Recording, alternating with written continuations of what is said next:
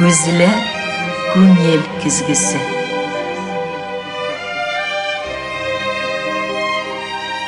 Көзілер фикір юзағына сөз ашқышы.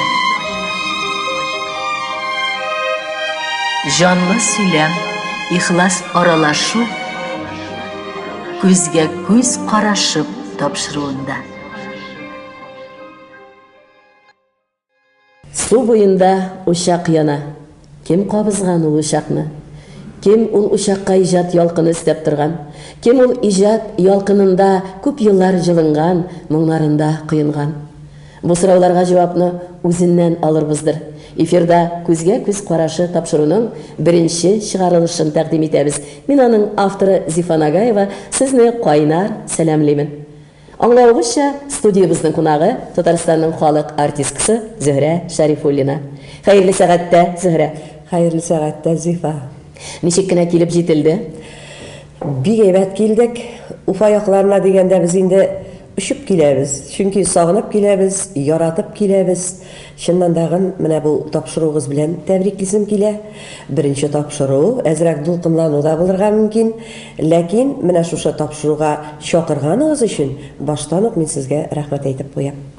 Инде дә дәүребез җырчылары бар, шуларның бер шәхесе булып торган кунагыбыз син дип әйтәсе килә. Бар элекке буын җырчылары алар белән бәйле язмышың, матур җырлы гомерең белән бәйле килде. Әлеге яшь буын бар, сиңа карап күчергечләр ала, өйрәнә, җимләнәләр синең иҗатыңнан. Шуңа күрә бүген безгә син бик кадерле кунаксың. Синең бит әле әйтеп үтәргә кирәк, бу килүең юкка гына түгел. Татарстан якларында хөрмәтле телевизор караучыларыбыз Зөһрә Шәрифуллинаның юбилей кичәләре гөрләп үтте. Ниһаять, ул безнең тарафларга юл алды. Бәйрәмнәрең белән дустым. Рәхмәт. Тәбриклибез тамашачыларың исеменнән. Һәм инде шул үз заманың, үз чорың белән килешеп яшәгән иҗатчымы син? Әлбәттә килешеп яшәгән иҗатчы. Хәзерге заманда дагын без калышмыйбыз дип әйтер идем мин. Ләкин мин һәр вакыт үзем белән минем белән булган моңнарымны, минем белән булган халык җырларын һәр вакытта үзем белән йөрдем. Чөнки бу җырлар алар минем кыйблам. Халык җырлары. Шуңа күрә дәген, менә хәзер замана үзгәрде, җырларда үзгәрә бит дигән шундый сүзләр дә бар бит инде. Ләкин җыры бәлки үзгәрә торгандыр, ләкин аның аслында менә шушы халык җырлары ятсын иде, шушы моңларыбыз ятсын иде. Менә минем бөтен теләгем шул. Һәм менә шушы юнәлештә әлбәттә инде мин эшемне дәвам итәм. Сине инде бик күптәннән ишетеп беләбез, телевизор караучыларыбыз да белә дип уйлыймын. Сарман сандугачы дип игълан итә торганнар иде элегелектән, һәм тагын да булай дип ишеткәнем бар. Сарманның сары сандугачы дип. Гәрчә инде Сарман якларында безнең һәммә бездә яраткан, хөрмәт иткән Илһам ага Шакиров туган як. Бик күп кенә сәләтләр үскән як булса да, Зөһрәнең Сарман якларында үзенең генә үзгә булган гына мөнәсәбәте, урыны бар. Шуңа күрә туган якларга бер тукталыш ясап үтәргә чакырам, Зөһрә. Әлбәттә инде кешенең туган ягы ул инде иң якын, иң кадерле, чөнки киндек каның бит шунда тамган. Һәр вакытта ул мине үзенә тартып тора. Ул минем өчен якын, кадерле. Менә иң нык безне бәйләп торган җепләр әлбәттә өзелде. Әткәй белән әнкәй хәзер юк. Ләкин мин барыбер кайтып йөрим. Мин сагынам. Кызганычка каршы, нәкъ менә синең белән иҗат иткән җырдагыча кайтыр нигез генә юк. Ләкин минем анда дусларым күп, анда минем туганнарым бар. Алар мине үз итеп, якын итеп һәр вакытта каршы алалар. Шуңа күрә дә инде мин монда ятим түгел. Мин монда көтеп алынган Сарман кызы Зөһрә. Горурланып кайтам. Шушы туган ягым белән, Сарманым белән горурланам. Безнең якта искиткеч, эшчән, тырыш, матур халык яши. Минем халык белән бергә, тамашачылар белән бергә бер кош булып очып кына синең бәләкәй чагыңа кунасым килә. Ул кыз ни вакытта, нинди матур сәгать минутларда үзенә шундый карар куйды икән. Зөһрә, мин син җырчы булырга тиешсең дип. Хәтерлисеңме? Миңа калса, мин ниндидер профессиялар сойлап, алай ничек дип әйтим, баш катырмадым үземнең. Чөнки мин бу менә шушы эшемне яшьтән яраттым. Хәтта бала чагымнан ук. Минем өчен башка профессия юк иде. Менә шушы җырчы. Ләкин мин менә бу җырга бик урау юллар аша килдем. Бу инде ничек дип әйтим, бу минем гаилә белән бәйле. Кызганычка каршы бик иртә әткәй үлде. Шул ук елны абый. Һәм мин бер ничек тә генә әнкәйне ташлап китә алмадым. Әлбәттә, укырга китәргә зур теләк бар иде. Шуңа күрә миңа колхозда эшләргә туры килде. Балалар бакчасында эшләргә туры килде. Балалар бакчасында бу нишләдем икән дип гаҗәпләнмәгез. Мин музыка мәктәбен бетердем, баян классы буенча. Мин анда менә шушында баян белән балаларны җырларга өйрәттем. Һәм инде әлбәттә үзебезнең мәдәният йортында эшләргә туры килде, Сарманда. Менә шушы барыбер урау юллар аша булса дагы мин барыбер музыка училищесына укырга кирдем. Һәм инде менә максатыма ирештем дисәм дә була. 23 яшемдә үзебезнең профессионал сәхнәгә беренче адымнарымны атладым. Ул да булса Габдулла Тукай исемендә Татарстан дәүләт филармониясендә эшли башладым. Һәм бик күп еллар хезмәт өлеше шунда салынган булып кала. Әлбәттә. Инде дә Илһам аганың исемен ишеттереп тә өлгердек, ләкин алай гына әйтеп үтеп китмибез әле. Чөнки дә бик күп телевизор караучыларыбыз халык белә, Зөһрәне зур сәхнәгә Илһам ага Шакиров алып чыкты диләр. Менә мин әйтеп киттем инде, минем чынлап тагын менә ничек дип әйтим инде, музыкаль яктан белемем җитәрлек. Мин музыка мәктәбендә бетердем, мин музыка училищесында бетердем, сәнгать академиясендә. Ләкин менә бу Илһам Шакировта алган мәктәпне мин бернинди уку йортлары белән дә чагыштыра алмыйм. Бу гаҗәп зур мәктәп булды. Практик яктан дисеңме, теоретик яктан дисеңме, Илһам абый бит әле ул шул хәтле теге ничек дип әйтим, ул бүтән яклап тагын киңәш бирә алырлык зур шәхес. Менә шушы кеше белән эшләү ул үзе зур дәрәҗә. Ул синең костюмыңа да игътибар итә. Ул синең прическаңа да игътибар итә. Һәм инде иң мөһиме аның таләбе репертуар. Менә чынлап торып, менә шушы халык җырларына кирип китүем минем мөгаен шушы Илһам абый таләбе булгандыр дип уйлыйм. Чөнки ул кайбер җырларны хәтта үзе язып бирә иде. Хәтта үзе әйтә иде, менә бу җырлар сиңа килешә, син бу җырларны җырларга тиеш дип. Менә шуңа күрә дәген бу минем Ходай тарафыннан бирелгән бер бәхет булгандыр дим. Илһам Шакировка менә шушы 23 яшемдә мин килдем бит инде. Аның группасында эшли башлау. Күзгә күз карашып тапшыру булгач, инде шундый тукталышта ясап аласы килә. Безнең туган телне яратып караучы дусларыбыз һәр вакытта Зөһрәне видео язмаларда күреп өйрәнгәннәр, концерт залларында күреп өйрәнгәннәр. Бүген инде тере Зөһрә сөйләп утырганда ничек җырлатып алмыйбыз, шулай бит. Илһам ага синең өстенлек биргән җырларыңның берсен, үзең яратып җырлаган җырларыңның берсеннән берәр өзек, ничек миңа хуш җырлап ишеттерсәң яхшы булыр иде. Син дөрес әйтәсең. Менә Илһам абый язып бирде миңа бер җыр. Ул инде ул җырны Мәрьям апа Рахманкулова элек башкарган.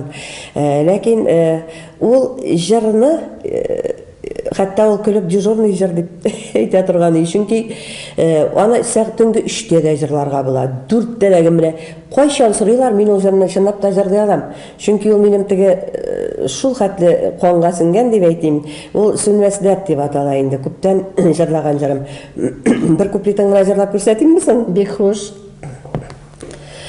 Ol şeşek bilen gül şeşek, Kungilsiz şeşek tugil, Sizge bulgan mehabbetimi Bengisun eşek tugil, Sizge bulgan mehabbetim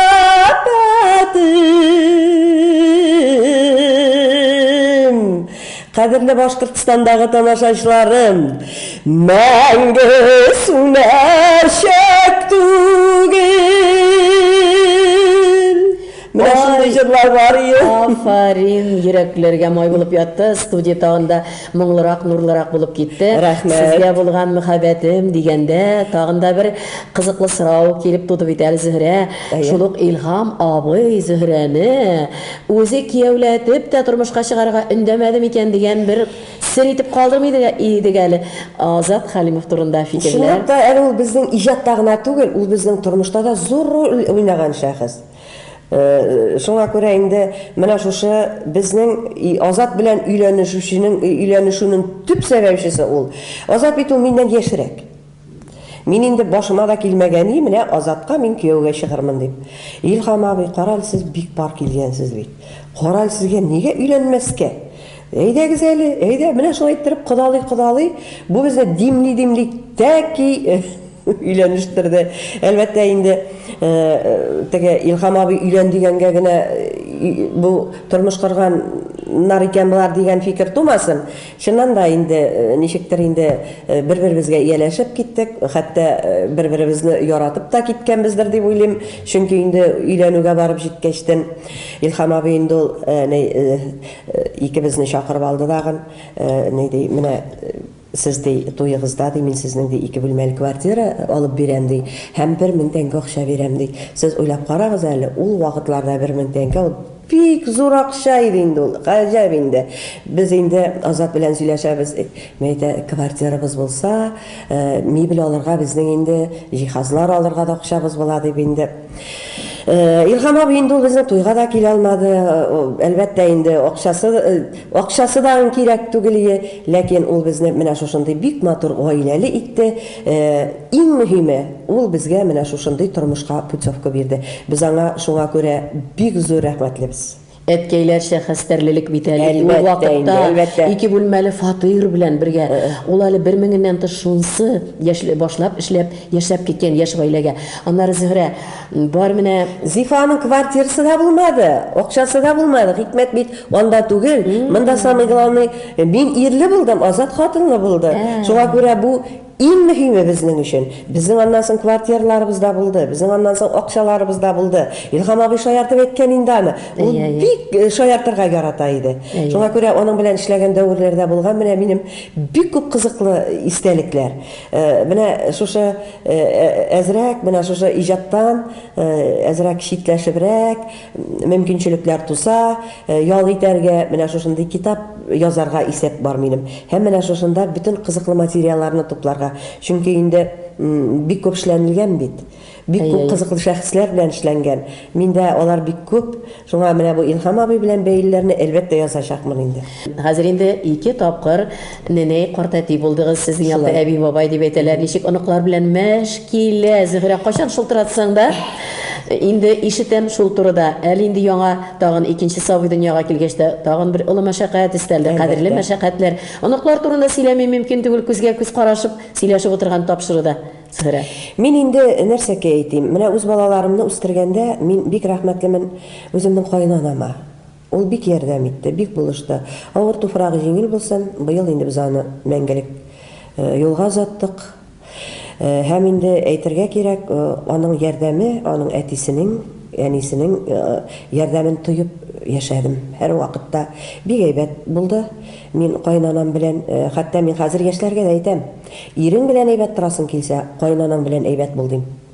Кайнанам белән әйбәт булганда, уртак тел табырга була ир белән дәген. Үземнең инде нәнәй булып китү, нәнәй сезнең якта нәнәй диләр, бездә әби диләр. Әби, бабай инде.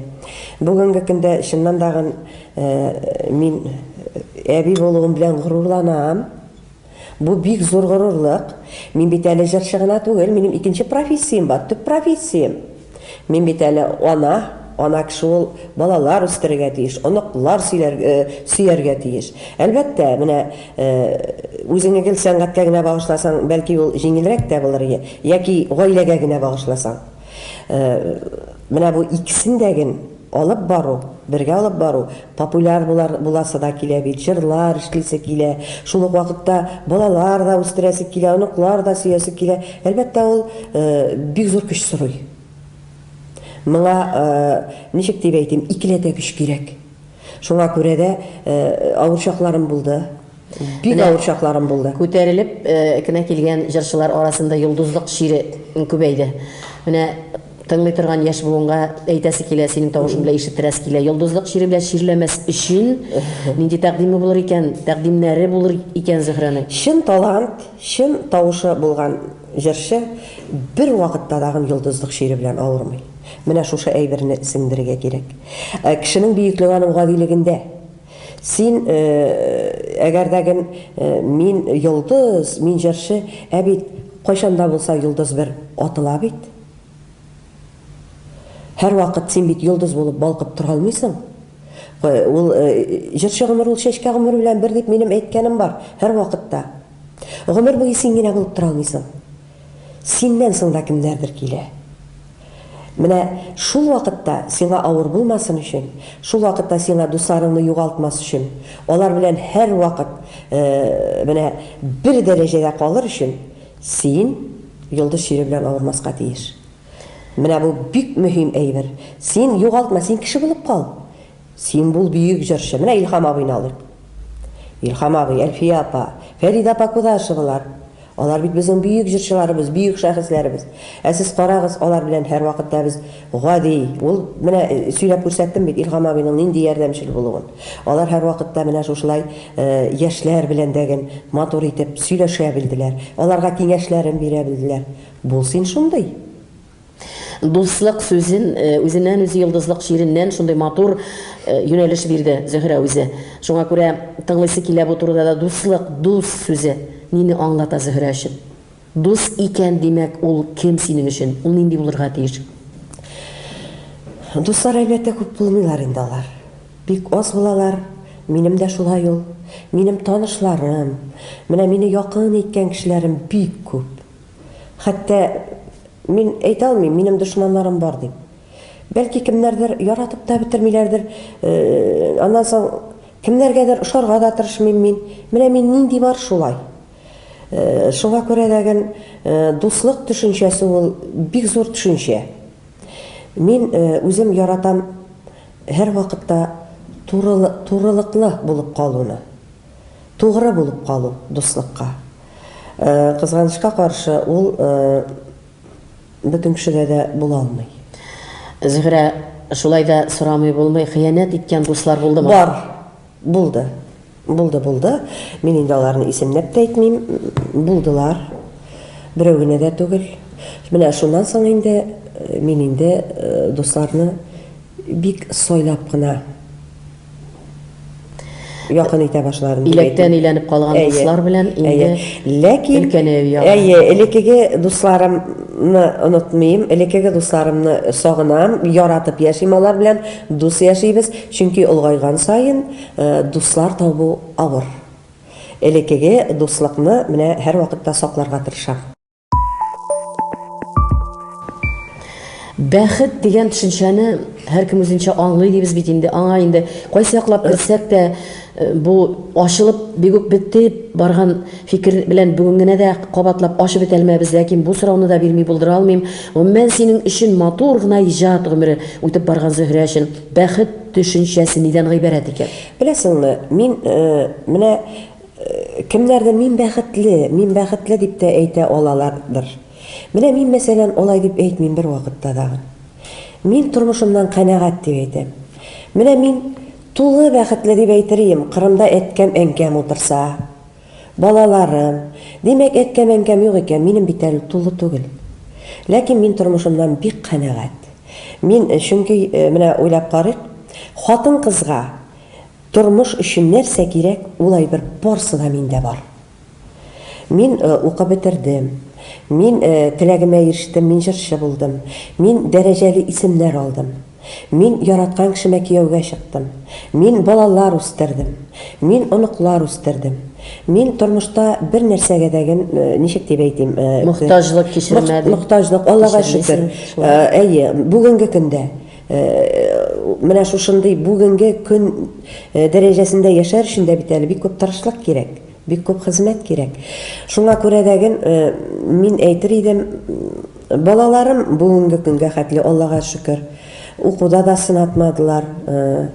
Әйбәт итеп яхшы белемнәр алдылар. Шуңа инде кайсы яктан карасак тагын мин үзем зарлана алмыйм. Мин һәр вакытта әйтәм, мин Аллага шөкер, канәгать, меңнән шөкер дип яшим. Улларымның берсе булса да җырчы булсын иде дип уйламадым икән Зөһрә. Балалар минем сәнгатьне яраталар, ләкин алар икесе дәген берсе мин әйткәнемчә бит инде берсе менә шушы иктисад институтын бетерде инде, финанс экономический институт дип йөртәбез инде без аннан соң икенчесе инде университетның экономика факультетын бетереп, алар инде икесе дә чит илдә белем алдылар минем. Аннан соң университетны бетерделәр икесе дәген, инде олысы әле минем хәтта 3нче университетны бетерде Америкада.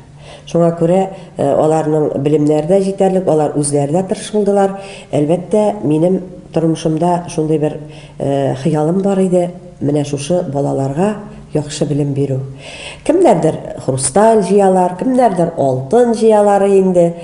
Мин бүтән булган керемемне шушы балаларга белем бирүгә. Тегеннән килгән, моннан килгән репетиторлар дип балалар кайтып әйтә, бүтәнесенә улым барыгыз, улым йөрегез. Менә бүтән булган акчамны шуларга җибәреп бардым инде, менә шулар белеменә. Хыялларым, бүтән булган хыялым дип әйткәч, үзеннән үзе чираттагы сорау туа. Тормышка ашмаган хыяллар калдымы? Тормышка ашмаган хыял, нинди хыялларым бар микән инде? Тормышка ашмаган хыялларым. Менә шуны буна булдырып бетәлмәдем бит әле. Менә монсы булды, менә шуны да эшләгән булсам, Зөһрә, бөтенләй дә яхшы булыр иде дигән берәр тәңгәл бәлки хәтереңә төшәр. Бәлки бардыр инде андый хыяллар, ниндидер хыяллар калган. Ул бит инде хыял, тормышка ашмаган хыялың булса, ул аны күңелне тырнап яши. Ул тегендә инде теге песи кебек тырнанып утыра. Син аны озак уйламас идең, димәк, синең тормышка ашмаган зур хыялларың калмаган, Зөһрә. Синең барысы да тормышка ашкандыр дип уйлыйсы килә. Әдәм баласы инде ул хыялланып яши. Хәзердә генә нәрсәләрдер менә эшлисе килә, ниндидер хыяллар бар. Мәсәлән, мин сиңа әйтеп киттем инде, үземнең эшләү дәврендә бик күп зур шәхесләр белән эшләдем бит мин. Менә шушы зур җырчылар турында ниндидер китап язып калдырасы килә үзеңнән соң. Гомумән менә шушындый эшлисе эшләр күп инде. Яшьләргә ниндидер әле киңәшләр бирәс килә, аларга менә үземнең җырларны, үземнең репертуардан җырларны тәкъдим итәм мин. Чөнки күп кенә сорыйлар, Зөһрә апа, менә шул җырыңны җырласак. Бу инде әлбәттә сорап эшләнә торган әйбер. Мин сорасалар теләп риза булам, но сорамыйча гына җырласалар бик яратып бетермим. Чөнки хыяллар турында белештек, менә үкенечләр дисәк, үкенечләр байтак кына гомер китеп барабыз. Үкенечләр калдымы? Үкенечкә генә калган әйберләр бар. Тагын бер хыялымны унытканмын, әйтим әле. Әйтик әле. Менә минем тагын бер бик зур хыялым. Ләкин бу тормышка аша торган түгел. Менә шунсы кызганыч. Менә бер ярты гына сәгатькә әткәй белән әнкәйне алып кайтып утыртыргым түрә башына. Матур хыял да соң. Күрсеннәр иде, менә ничек матур, менә шушы бу гомумән бу тормышның шушы хәтле матурлыгын күрсеннәр иде. Менә ничек тә, менә без ничек яшибез дип күрсәтәс килә. Ләкин бу тормышка ашмас хыял, ләкин ул хыял. Менә барыбер хыял. Бусы чынында хыял гына булып кала торганы. Шулай бит телевизор караучылар, Зөһрә тагын әйтәм. Үкенечкә каласы, үкенә нәрсәгә үкеним? Хәтта булган ялгышлар, булган хаталарны дагын кабатлап булса дагын мин кире шушы юлдан китәр идем. Чөнки менә шушы кайвакыт бит әдәм баласы үкенә, нишләп булай эшләдем микән? Нишләп тегеләй? Мин дә шулай булдым. Менә үкенгән чакларым күп булды минем тормышта. Хәзер уйлыйм, менә шушы әйбер булмаса, мин менә бу әйберне эшли алган булыр идем микән? Шуңа күрә кайвакытта менә шушы үкенечле әйберләрдәген сиңа ничек дип әйтим? Итәргеч тормышта итәргеч булалар, стимул бирәләр. Менә бу хатаны кабатламаска яки әдәм баласы бит инде нишлисен? Тәрбия дәреслеге булып китәләр. Тәрбия дәресе булып торалар. Әлбәттә. Тормыш мәктәбе шулай бара дип әйтеп була. Кызыклырак сорауларга да тукталып үтәсе килә. Үзеңнең һәрберебезнең үзебезнең холык-фигыль бар. Әлбәттә. Тапшыру бит инде күзгә күз карашып, Зөһрә, шуңа инде шундый да сорауны бирик әле, хөрмәтле дуслар. Зөһрә, үзеңнең Холык фигылеңдә тискәре дип санаган, үзеңнең күңелеңә бик хуш булмаган кайсы якларыңны таныйсың? Һәм үзең яраткан сыйфатларың кайсына тукталыр идең? Менә шу икесенә дә җавап аласы килә бит әле. Минем үземнең яраткан сыйфатым ул минем эндәшми калу. Миндә шундый сыйфат бар, мин күп очракта эндәшми калам. Һәм мин шушының белән бик нык отам. Кай вакытта эндәшми калуың алтын. Инде бар, кай вакыт киреләнә торган чагым бар, минем кирелек бар. Ләкин бу кирелек бигрәк тә минем Азат белән мөнәсәбәтләрдә жагыла. Мин беләм, мин хаклы түгел. Ләкин менә шуны эшлисе килә бит, менә эштән бер әйбер, менә шушы кирелекне эшләтә бит. Менә кирелек кенә түгел, шундый да серләр, менә имеш-мимешләр бар, парлап иҗат итәсез. Ялкынланып торган шакларыгыз да булган.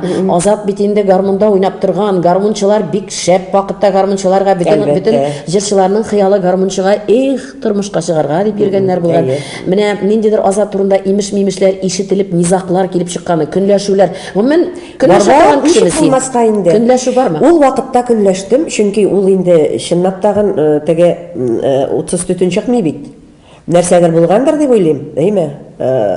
Ләкин ул вакыттагы үземнең җүләрлегемә шаккатам. Нигә мин әйтәм, нервларымны бетердем микән? Хәзерге чагым булса мин әйтәм. Менә шуңа күрә хәзер яшьләргә әйтәм, үзегезне олгайган көнегез өчен саклагыз.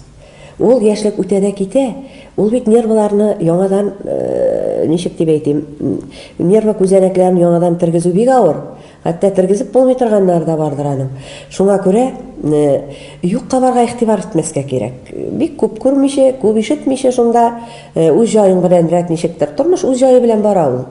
Менә шундый фикергә мин хәзер килдем. Ләкин кызганычка каршы, менә яшьлек шул. Бүгенге көн Зөһрәнең яшәешен тасвирладык бераз гына. Аның үзенең туклану режимы бар. Бер көн графигын ишеттирик әле тамашачыларга. Бер көн графигы. Менә иртәдән кичкә кадәрле Зөһрә ниләр кыла? Нинди гамәлләрдә яшәп ала бер көндә? Бер көн ичендә әйтик, ул көнне концерт юк. Иртән уяна, нишәләрдә? Иртә гомумән торасыңмы? Әллә иртә торып соң ятасыңмы? Бәлки иртәрәк ятасың, соңрак торасың. Менә буталмаганмы бу ничегрәк? Гомумән яшь вакытта мин юкларга бик ярата идем. Хәтта миннән көлеп тә сөйлиләр инде. Менә филармониядә минем төп эшләвем минем филармониядә юкларга мөмкинчелек бар дип кызык итеп сөйлиләр иде. Белмим, бәлки берәрсенә мин әйткәнем дә булгандыр инде шулай дип. Юкысы бит аның, юкысы бигрәк кадерле дип әйткәнем дә бәлки булгандыр. Ләкин хәзер алай түгел инде, хәзер бик иртә торам инде мин. Гомумән мин иртә торырга яратам. Йокыга өстенлек бирмим. Бик йокларга яратмыйм. Әлбәттә инде пешеренергә яратам. Була шундый көннәрем, йокламасам дагы иркәләнеп ятырга яратам. Менә кай вакытта әзрәк шунда иркәләнеп Азаттан күбрәк эшне эшләткән чакларда була. Авырым бит әле дигән булып шунда үземә үзем шунда ял биргән көннәрем күп. Шуңа күрә дәген ничек дип әйтим инде. Туклану режимын ничек алып барасың? Ничегрәк менә формада тотарга кирәк? Туклану режимын сез миннән күрәсез инде. Димәк, яхшы тукланам. Ашауга карап. Ләкин ничек барыбер дә ниндидер азыкларга өстенлек бирелә бит инде. Монысы менә бик теләсәм дә, ана иртәгә концерт, шак кына әле көтеп тор инде, син дигәннәр бар бит инде барыбер. Әлбәттә бик бар. Менә мин бит бик ябык идем яшь вакытта, әгәр сез мине хәтерлибез. Минем гомер буе кайтып килә. Таза кызларга кызыгып яшәдем. Чөнки әнкәй һәр вакытта керә иде дәген, фәләннең кызы кайткан, таза, матур ди торган иде. Авыл җирендә бит менә шушындай әйбер бар иде. Ябык кешеләр гел теге ничектер аны аңлап җиткермәгәннәр минде. Ашавы җитенкерәми микән әллә дип кайгырганнардыр. Бәлки шулайдыр инде. Димәк, әзрәк теге юанрак күренсә, туклану дәрәҗәсе, мөмкинчелекләре бар дип әйтәләр. Мин әле сәхнәгә чыкканда да кат-кат күлмәк киеп чыга идем. Әзрәк таза күренеп булмасмы? Бигрәк тә кызык. Әзрәк таза күренеп булмасмы дип. Мин әйтәм, бигрәк юк бит инде. Мине бик озак тотмаслар бу сәхнәдә дип. Шушы хәтле ябыклык белән дип. Хәзер инде Аллага шөкер, җитәрлек, анысы дагын үзем шикләмим бер нәрсәдән дәген, дөресен әйтергә кирәк. Менә авылда нинди ризыкларны ашыйсы шуны тойганчы дип хыялланган чакларым булды. Менә рәхәтләнеп ашыйм инде хәзер. Бар. Һәм инде барыбер физик күнегүләр нидер бар. Ләкин Зифа, сәламәтлек ул барыбер үзенекен итә. Мин хәзер бик яхшы аңлыйм. Миңа артык ничек дип әйтим? Кирәгеннән тыш артыгын үзең тоемлайсың. Кирәгеннән артыгын хәзер мин үзем тоемлыйм. Киметкәнсең димәксең. Миңа хәзер артык тазарга яратмаганым мин бик яхшы аңлыйм. Шуңа күрә дәген мин әзрәк кенә формада булырга тырышам. Әле күп эшләргә кирәк. Менә минем бөтен нәрсәгә ихтияр көчем җитә. Менә шушыңа әле минем ихтияр көчем җитеп бетми. Ләкин мин бу хатаны төзәтермен дип уйлыйм. Физик күнегүләр, спорт төрләре бар микән? Менә мин хәзер бигрәк тәген нык уйлана башладым бу турда. Мин һәр көнне кич белән йөрергә чыгам. Һәр көнне йөреп кайтам. Хәзер инде миңа таяклар да алып бирделәр, скандинавский. Бер дә читенсенеп тормыйм, ике таягымны тотам да чыгып китәм. Этләрдән дә курыкмыйм, чөнки ике кулымда ике таяк, миңа бер ни эт тә бәйләнә алмый. Бик җайлы. Менә шундый әйберләр бар. Әле киләчәктә бу әйберне камилләштерергә кирәк. Мин моны күз алдымда тотам. Мин уйлап торам әле, Аллаһы бирсә, менә Уфага килгәндә барбыр ниндидер үзгәреш булыр дип үзем беләм. Көтеп калабыз инде бергә телевизор караучылар белән. Сәхнәдә тоела ул шулай. Бу сана ул хәтле булмаса да, февральгә бу сана инде вәгъдә биреп китәм. Менә моңсына дигәндә инде тапшыруның ахырында әйтеп китәбез, сер итеп калдырмыйбыз. Зөһрә Шарифуллинаны яраткан, аның моңына гашыйк җаннарны без 11 октябрь көнне Яшьләр мәдәният сараенда аның концертына чакырып калабыз. Шәхсән бит әле Стәрлетамак бар безнең. 10 октябрь Стәрлетамак, 11 октябрь Уфа шәһәре Яшьләр мәдәният сараенда үзенең концертлары белән чыгыш ясаячак. Яраткан җырларыгызны тыңларга мөмкинчелекләр бирә безнең Зөһрә Шарифуллина, сөекле җырчыбыз. Зөһрә, шулай итеп җилкизлегендә безгә бирелгән вакыт ахырына да якынлашып килә. Синең белән сөйләшергә. Әле синең күпме ачылмаган серләрең, күзгә күз карашып, сөйләшеп утырырга әллә күпме вакытта җитмәс иде. Рәхмәт әйткәнче Зифа, менә минем инде әлбәттә тамашачыларга, иң беренче минем тамашачыларга рәхмәтем зур. Чөнки менә шушылай озак еллар җырлый алганмын икән, бу бит инде тамашачы җырлатып тоткан бит инде. Мин алар алдында башыям. Һәм әлбәттә менә Казанда үткән юбилейлар, алар минем менә шушы иҗатташ дусларыма, авторларга рәхмәт әйтеп, мин авторларымны чакырдым. Менә бүген дә мин тагын бер кат менә шушы Башкортстанда яшәп иҗат иткән авторларга тагын бик зур рәхмәтләремне җиткерәсем килә. Чөнки шушы матур иҗат, шушы матур җырлар иҗат иткән авторлар мине күтәрделәр халык алдында матур җырлары белән. Иң беренче Рим Хасановка рәхмәтемне әйтәм. Бу легендар шәхс, Мөхтәдим Абдигыйләҗевка, һәм инде Рәис Ханнанов, һәм шулай ук Шамил Шарипов белән бик күп җырлар иҗат иттек. Синең белән инде. Сиңа инде аерым рәхмәт әйтермен кайткачтан. Һәр вакытта килгән саен зурлап каршы аласың, якын итәсең, туганым шикелле иттереп күрәсең мине. Һәм инде менә бик матур гына җырларын җырладым Венер Мөхәммәдиевнең, ул бит шушыннан чыккан ачы таулары белән бик күп җирләрдә гастрольләрдә булдык бит инде. Алмаз Галинны гел әйтмичә китә алмыйм. Һәм инде мөдәррис бар бит әле безнең. Астинов, аңа дагын матур җырлар өчен. Әлбәттә инде, бәлки бөтенесен санап та бетерә алмаганмындыр. Кемнедер әйтмәгәнмен икән, әлбәттә миңа үпкәләмәсеннәр, ләкин мин аларның барсын да яратам, барсына да бик рәхмәтлемен. Менә шушы ялгыз аккош күлләрдә җырларын мин бит инде аларны хәзер дә әле яратып башкарам. Хәзер дә алар минем өчен бик якын җырлар. Озактыр да атым чапмады. Сагыну җыры һәм башка җырлар инде. Менә инде синең җырларны инде әлбәттә инде монда әйтеп тә торасы юк. Бер вакыт кына әнкәйне сагыну, яшәп туймадык әле, Шамил Шариповның мәхәббәт чишмәләре, мин бәхетсез түгел, ай кунмаган түбәгә, менә соңгы вакытта бигрәк тә Татарстан якларында безнең бик популярлашып китте. Шуңа күрә җырларыбыз бик күп иҗат иткән менә шушы авторларга рәхмәтлемен. Чөнки без үзебез җырлыйбыз, авторлар күләгәдә кала. Безнең бит төп безнең җырларыбызның, менә шушы безнең уңышыбызның төп сәбәпчеләре авторлар. Һәм шундый без әңгәмәгә әзерләгән вакытта бер фикергә кыска гына тукталып үтми булмый, вакытның аз калып баруына таянып әйтәмен, бик матур бер фикер яңгыратты Зөһрә. Өстенлек моңга биреләме синең күңел белән, әллә сүзләргәме дигәчтен син ни дип әйттең әле? Әлбәттә, өстенлек сүзләргә бирелә, моңга бирелә.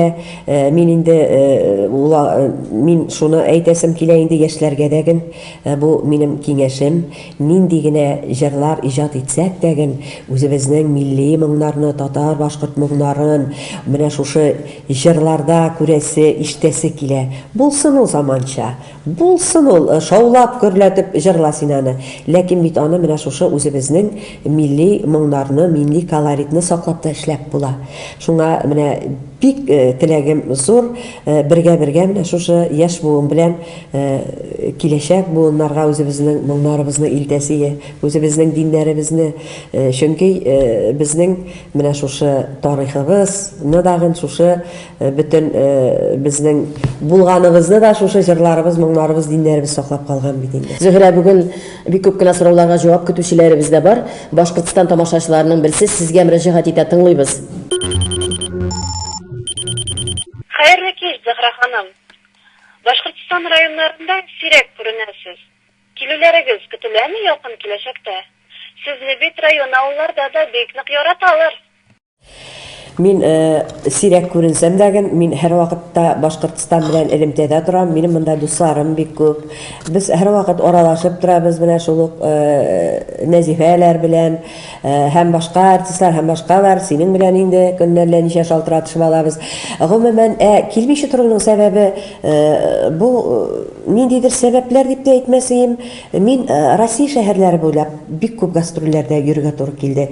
Ничектер Башкортстан үзебезнең күрше генә булгачтан әле өлгөрөрмен дип һаман дагы шулай сузыла килде. Аллаһы бирсә, биргән булса, исән сау булсак, күрешербез дип уйлыйм. Инде хәзер теге элекке сыман, яшь вакыттагы сыман бик гастрольләргә йөреп булмый. Мин инде күбрәк чакыру буенча менә шушылай киләм, рәхәтләнеп чакырганда инде. Шуңа күрә дәген ничек дип әйтим инде. Бөтен авылларга бәлки барып та булмас. Ләкин инде ниндидер чакырулар алсак, әлбәттә без рәхәтләнеп килербез. Зөһрә, безгә мөрәҗәгать итә, синең коллегам дип әйтсәк тә, чурдашың, замандашың, дустың, иҗатташ дустың, Башкортстанның халык артисткасы Нәзифә Кадырова. Тыңлап үтик әле. Без инде Зөһрә белән бик матур вакытларда эшләдек. Аралашып яшәргә насип булды, Аллага шөкер. Артист өчен, җырчы өчен яныңда музыкантың булу ул үзе бер зур бәхет. Алар Азат белән бик матур арлар, бик матур иҗатташлар. Яшьлегеңә кайтсаң, икенче кешене сайлар идеңме дип сорауны биреп тә булмый. Нәзифә, рәхмәт сорауың өчен. Мин сине бик яхшы аңладым. Чыннан дагы яшьлегемә кайтсам, әлбәттә Азатны сайлар идем, чөнки ул бит мине сайлады. Әле рәхмәт мине сайлаганы өчен. Аңа рәхмәт әйтергә кирәк. Менә бит әле нинди матур гаиләләр корып, балалар үстереп ятабыз. Шуңа күрә дәген сезгә дәген тигезлек телим. Без бәхетле кеше, Нәзифә, синең белән безнең кырыбызда шундый затлы музыкантлар бар, Гали һәм Азат шикелле янып торган җегетләр. Зөһрә, сәгатьләрне кире борып булмый, вакытларны булмый туктатып. Шулай иттереп тапшырыбыз ахырына да якынлашты. Беренчедән килүеңә зур рәхмәт әйтәбез. Һәм инде көтеп калабыз концертларда яраткан тамашачыларың белән очрашуга. Вәгъдә бирәбез. Бөтен рәхмәт сүзләренең ишетеп бетә алмаганнарын сез концертларда тагын да тыңлый аласыз, җырларында тыңлый аласыз. Хөрмәтле туганнар, инде Зөһрәгә без әлеге кебек иҗат ялкыннарында дөрләп, гөрләп, бергә эшләп, бергә янып, җырлап үтик тормыш елларыбызны, дустым. Амин. Шулай булсын. Барлык дусларыма эфир аша күп сәламнәремне җиткерәм. Барлык дусларымны, минем иҗатыма битараф булмаган тамашачыларымны әлбәттә шушы юбилей концертына чакырам. Барыгызга дагы бик зур рәхмәт. Мин сезне бик яратам. Hürmetli dostlar, күзгә күз карашып тапшыруның бүгенге чыгарылышына нокта куябыз. Мин аның авторы Зифан Агаева сезнең белән киләсе күрешүләргә кадәрле саубуллашам. Исән-имин булыйк.